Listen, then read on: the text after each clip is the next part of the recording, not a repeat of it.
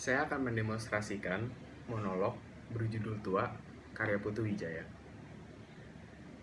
Di depanku berdiri seseorang yang mungkin sudah aku kenal dekat, tetapi mungkin juga tidak.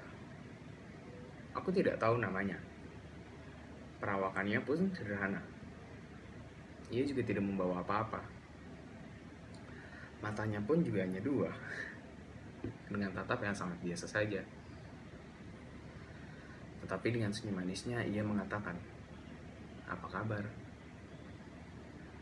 Tapi aku cemas. Aku merasakan ada bahaya yang hendak menjangkau leherku.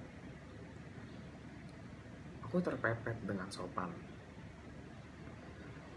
Namun pada akhirnya ada bagian di mana aku diminta untuk menyerah.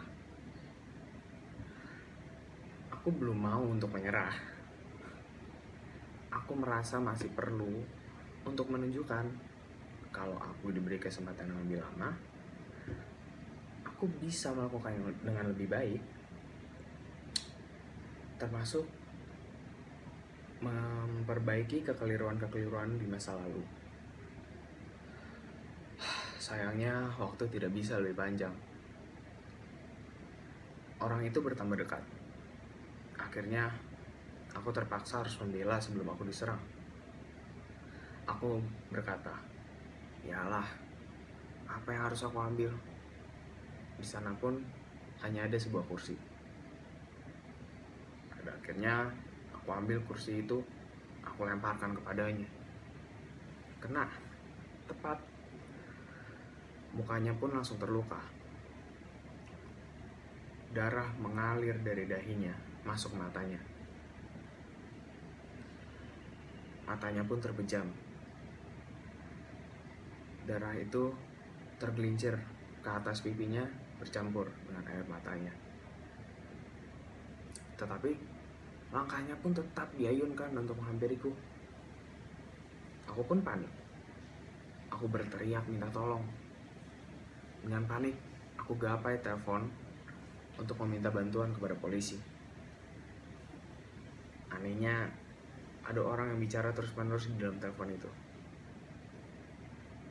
Dengan gagang telepon itu, aku lemparkan lagi kepadanya. Kena ke hidungnya. Hidungnya pun luka. Darah menetes dari hidungnya ke dalam mulutnya. Dan mulut itu bergerak. Lalu ia meludah dengan dahak yang kental. Aku mundur, merapat ke tembok. Dia mulai mendesak. Aku beringsut ke sudut. Sekarang aku coba menendang. Kemudian memukul. Sesudah itu menggigit. Aku kalap.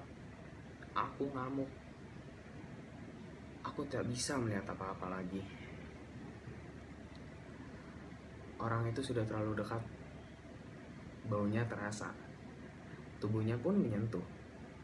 Aku dilandanya. Tidak. Aku gepeng. Aku coba juga meronta. Tapi tak berdaya. Tak ada gunanya. Aku coba lagi berteriak. Tapi suaraku pun juga sudah habis. Tenagaku terkuras. Akhirnya orang itu masuk ke dalam tubuhku. Ia masuk dalam jantung. Lalu ia masuk dalam kepalaku. Ia masuk ke perut dan mengalir ke seluruh tubuhku. Ia menusuk ke dalam sanubariku. Ia menjalari sukmaku. Aku menjerit dan melenting. Lalu tiba-tiba saja aku merasa bahwa sebenarnya aku kenal betul dengan orang itu. Tiba-tiba saja aku teringat masa mudaku.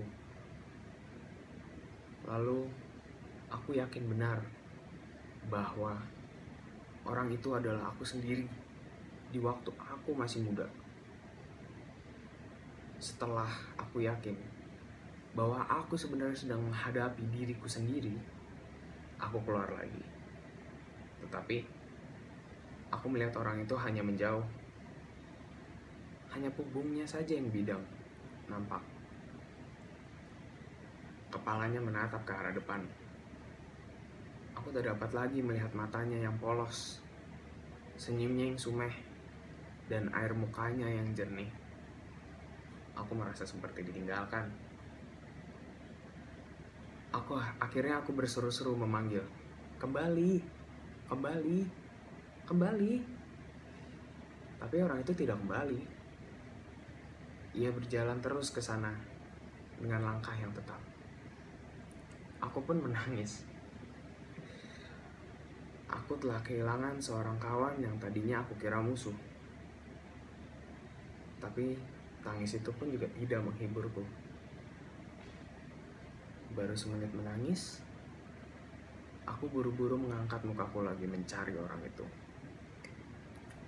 Ternyata orang itu sudah lewat. Kemudian aku hanya bisa termenung, mendengar suara lonceng gereja.